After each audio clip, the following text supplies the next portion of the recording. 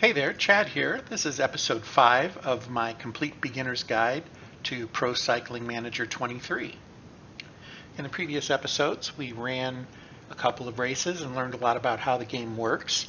If we look at the results, we ran Cyanide Cup 1 and 2. And today I'm going to go ahead and run Cyanide Cup 3.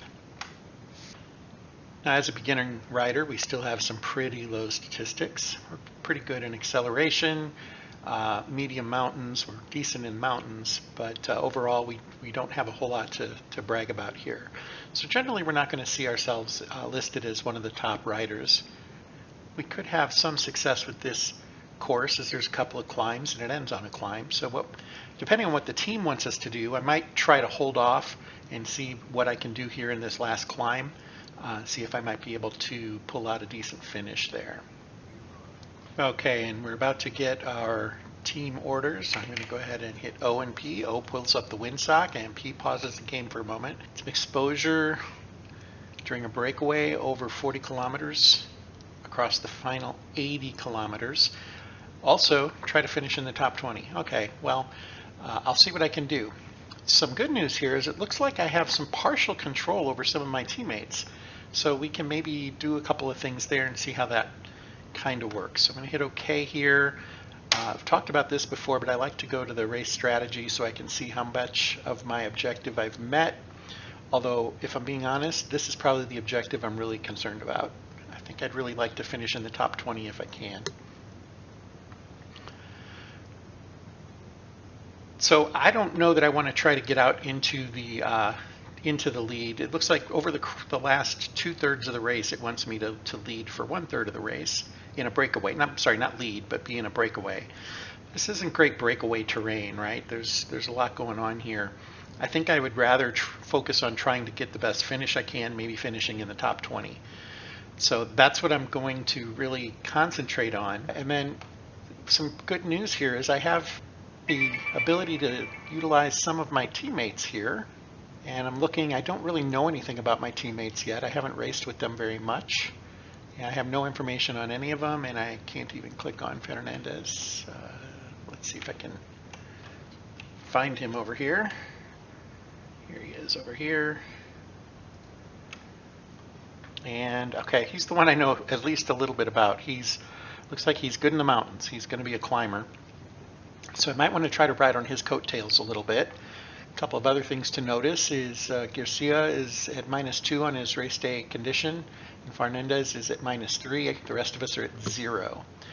Here's what I'm going to do. I'm going to start the race by following Fernandez. And the way I'm going to do that, I'm going to literally click on my tag here, and I'm going to drag it down and drop it on top of his. And you look at this little link here. And what this is it sets up what is called a sprint train. That's why it says remove from train. But what it'll do is I'm going to follow Fernandez wherever he goes right now.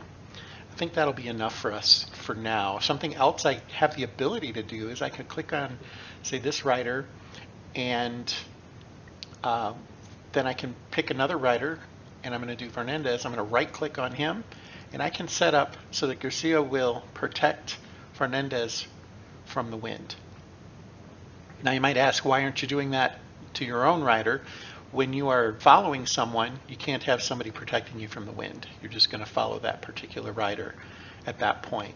So this is how we'll set up for now. Let's see what happens. We'll go maybe 30 kilometers or so and see how this breaks out, if anything exciting is happening. So I'm just going to be back here, and we are in the back here. That's not my favorite, because on that first hill we could run into some difficulties.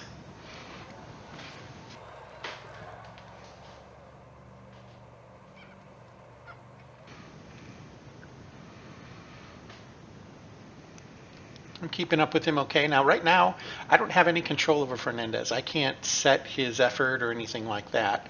He is in auto mode, and I have no control over that. The rest of these guys, while they're bright, so he's not highlighted, the rest of these I have access to. I can click on them, and I can set what they do.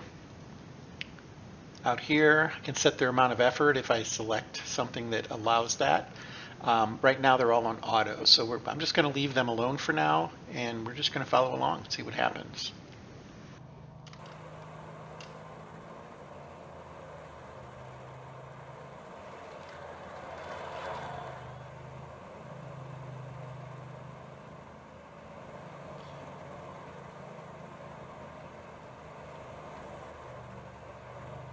So far nothing exceptionally unusual is going on, but maybe what we can do here for just a few minutes, you know what, we'll wait till we're to the top of the peak and then we'll set up an actual sprint train.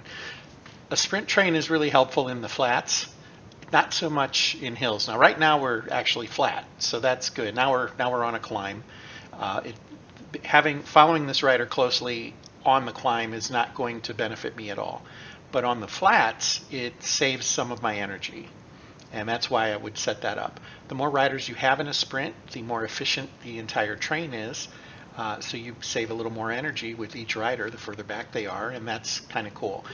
What isn't unusual in a few races when I have solid control over the team is I'll set up an entire sprint. All the guys will be in it with my rider at the very back, and I'll cycle the other ones. I'll do a relay with them. And you can really see the difference then. Let's pause this for just a second.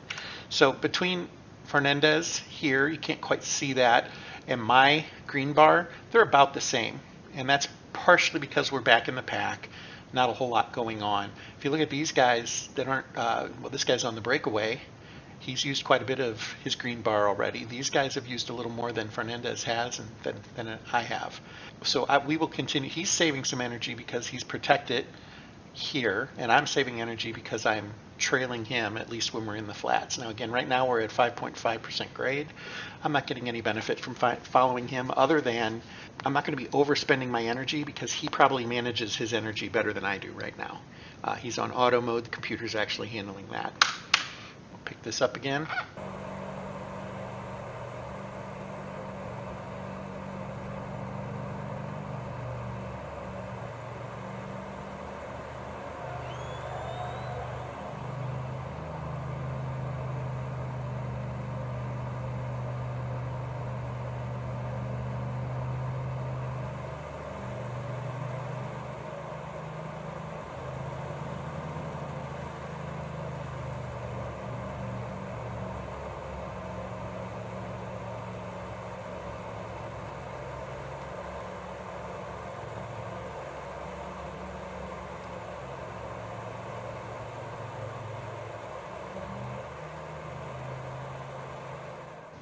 Okay, and we're about at the peak.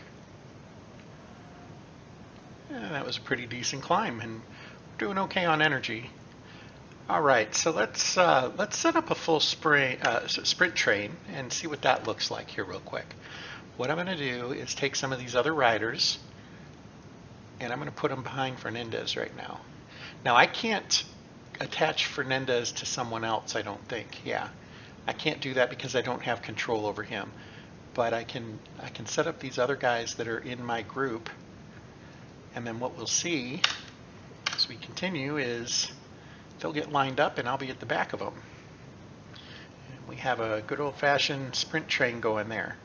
Now again, without having control of Fernandez, I have kind of limited action of what I can do. But what I could do is take Lopez, who's in second right now in this train. I could set him to effort cursor, I think. I can't set effort, I can set relay. And I can bump him up, let's go to 80. And what we should see is he'll stop following, probably start to move ahead on his own. There we go. I was able to set him to effort. Little bitty hill there. But as you can see, he's starting to move forward. Okay, I'm going to set him back to relay.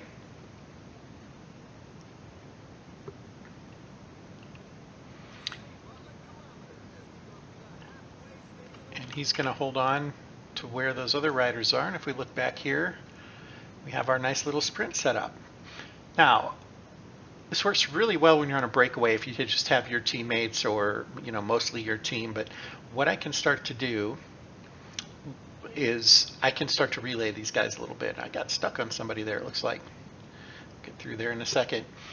What I mean by that is we can set this up so that we can manually just drag and drop these guys at the end, and the next guy takes over the lead. Now you have to set the values for each of them. You can set the values for everybody at once. If you control and click, you can select all your riders. You can also hit I think 0 selects all your riders in your current group. And we could actually set it that way. However, right now it'll break up the train. Well, we'll go ahead and do it. We'll hit relay and we'll set them all to 77. Okay, and then we'll reattach the train. Oops. And they'll continue to follow. So you'll see that right now Garcia is in the front. And I'm going to drag him and drop him behind Lopez. And now Nines will take over.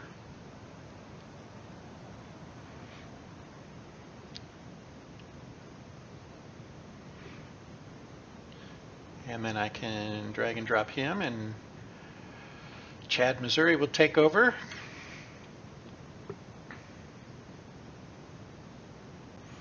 And we would basically continue through that process. Now, eventually somebody's going to have to go get water.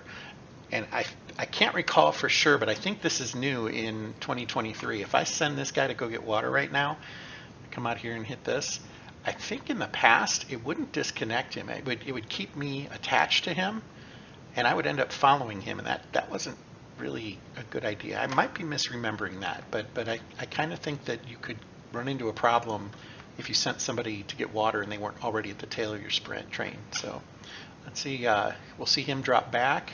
So the other thing you can do then is I want to protect my rider specifically. I want to save as much energy as I can, and now we're hitting the hill, so this isn't as effective, but you'll still be able to see how this works. Instead of dragging and dropping at the back, I can drag him in the middle of the train. And so now you'll see he and Lopez will change positions.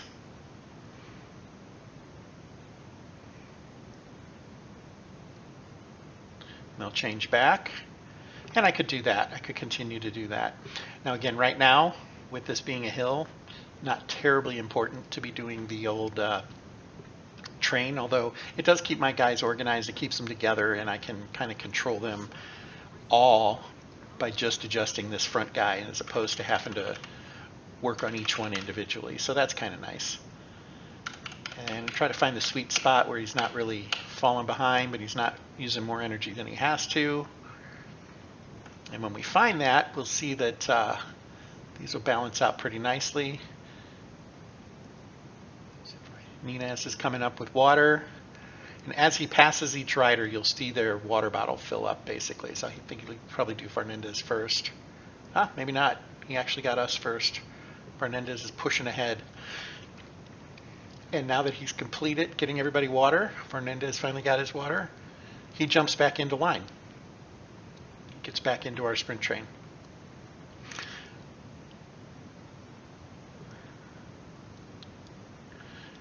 And that is how the sprint train works, and this is a couple of the things you can do.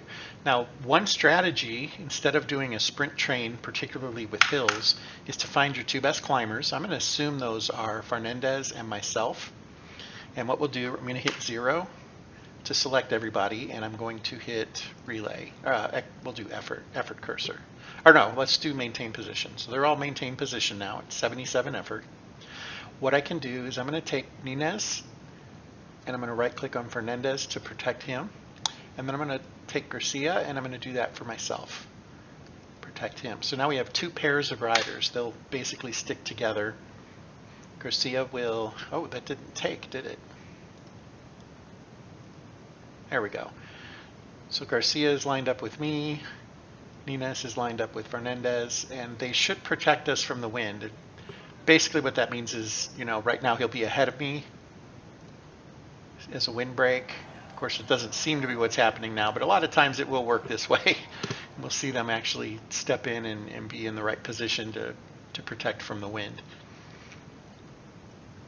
I don't love doing this particularly in hilly terrain because what can happen is you can get a split in the peloton. You guys start to fall behind. Several riders have fallen. We're not involved in that.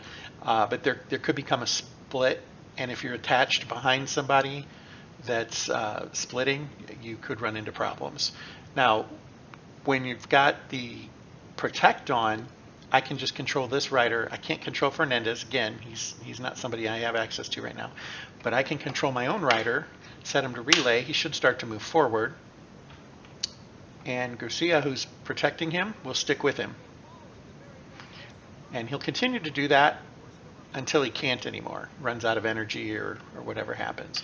I'm going to manually get myself on the other side of Garcia to kind of help with that. I can pump myself up to 80 here to try to move forward a little bit. So again, I'm a decent climber, 69 today. And this will use mountain until I get to effort 86, and then it starts to use a percentage of mountain and medium mountain. And now that we're going back downhill, I'm going to relax again, sit up a little bit, regain some of that yellow bar at the top, hopefully.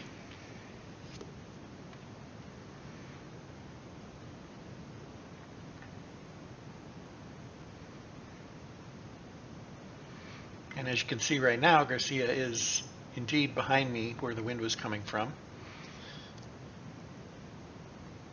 Of course, as soon as I said that, he moves ahead, but that's all right. Now, I'm not holding enough tempo just right now. I'm starting to fall behind. I had to bump that up.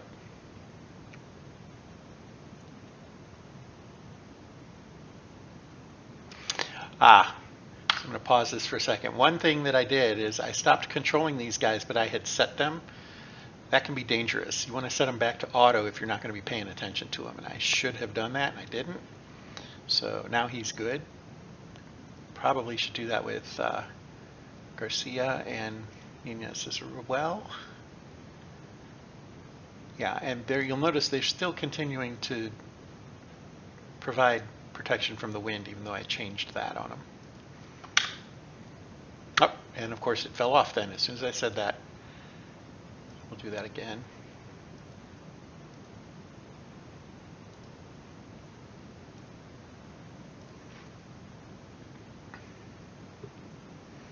Okay, so this is up to me now. This is my rider, and I'm going to try to stick with Garcia for just a little bit longer. But as we get to the bottom there, we're going to try to see if we can pull ahead and make a good finish here.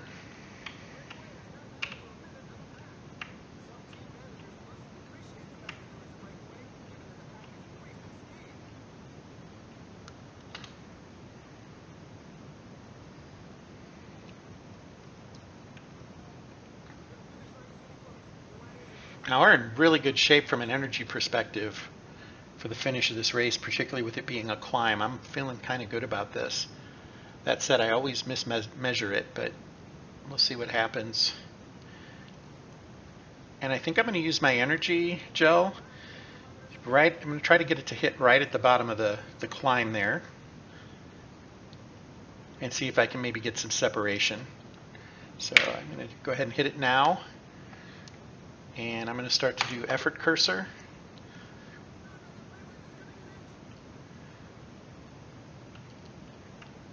And it's now effective, so I'm going to work a little harder. That's too hard.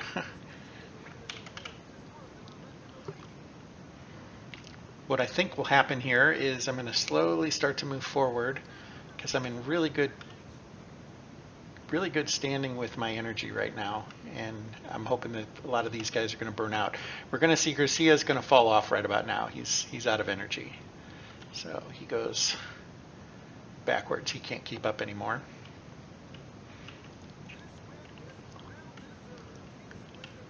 Oh wow, we're at the finish. I didn't even sprint. I didn't realize it was that close.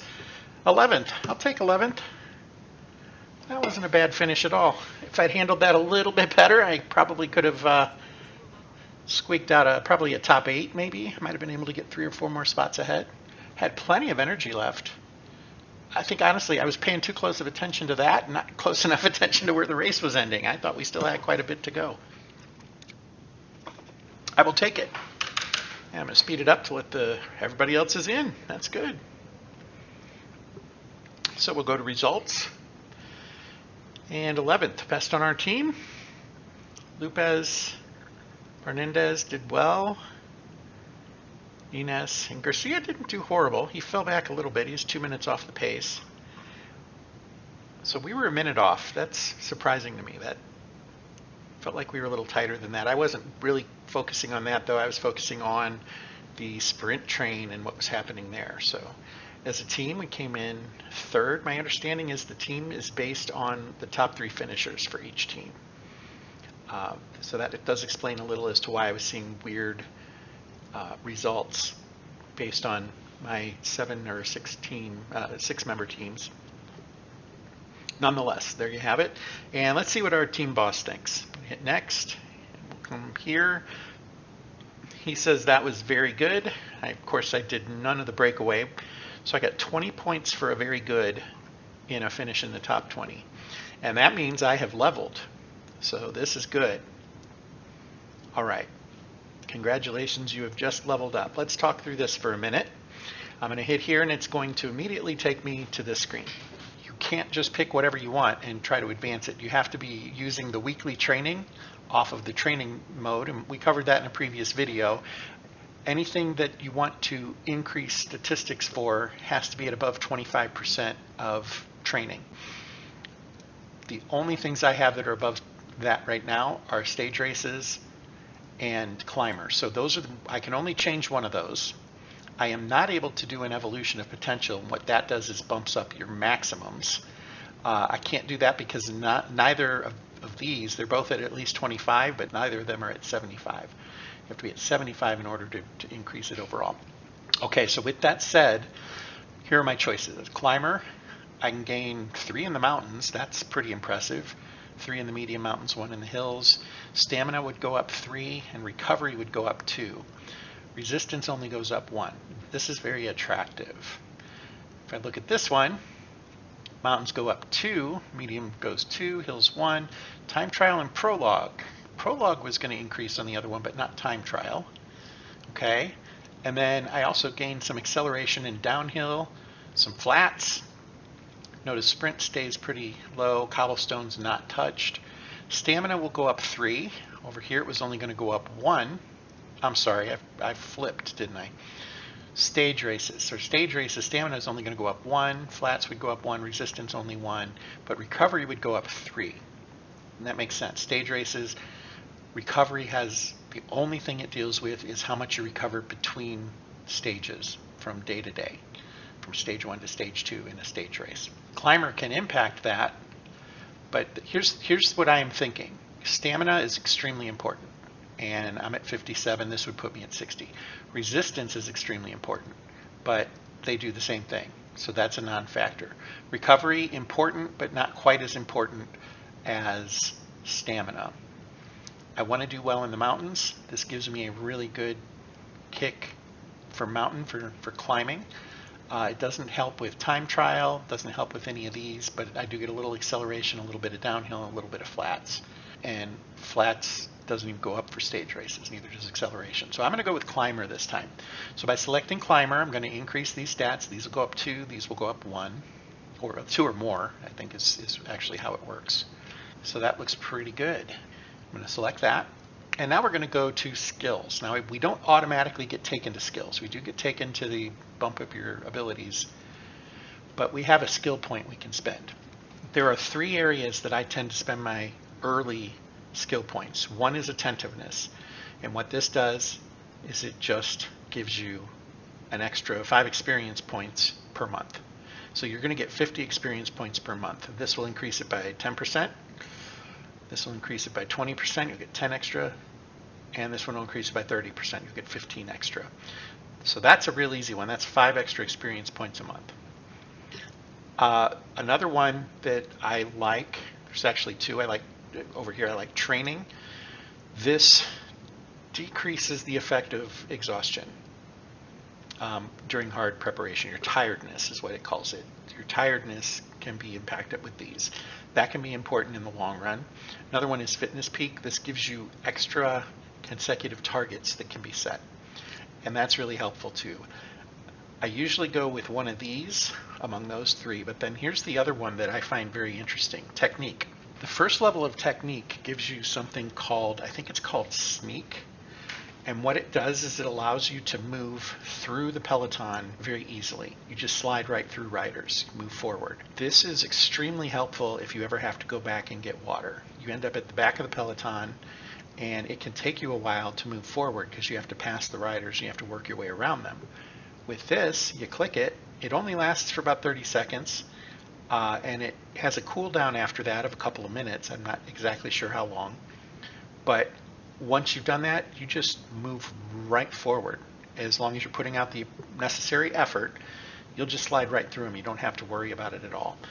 I really like this, and I think it's probably worth more than 5 victory points in the long run, because if it helps me with 2 or 3 races keep from having a bad finish because I had to go back and couldn't get forward, I think that can be extremely helpful. So for this playthrough, I'm going to select this one first. I always take it within the first 2 or 3 picks.